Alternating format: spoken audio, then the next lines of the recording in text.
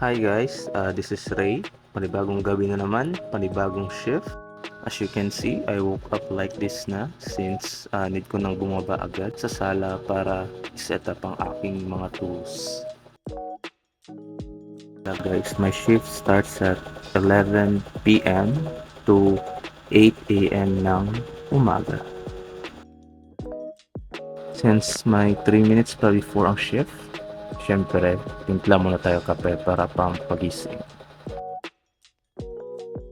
At exactly 11 p.m., mag-start ang aming start of day meeting via Microsoft Teams.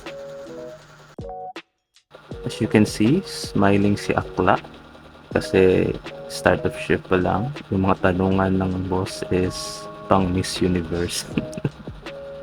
After ng meeting, proceed na ako sa paggawa ng mga basic tasks namin like uploading resume and sorting candidates. At exactly 3 a.m., nag-lunch na ako at natulog ng 1 hour and after, balik agad sa pagtatrabaho. Kung makikita nyo guys, maliwanag na indication ng malapit na matapos ang shift. Nag-take muna ako ng aking 15 minutes break para bumili ng malunggay pandesal. Malunggay pandesal! Hey!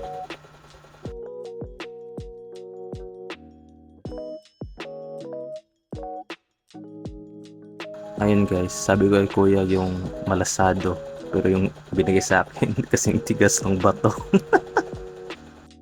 Pero syempre, kinain ko pa rin since 5 pesos din yun. Baka mahal. So at this moment guys, hinintay ko na lang matapos aking shift at nagligpit na. Again guys, this is Ray, your recruitment coordinator, and thank you for watching.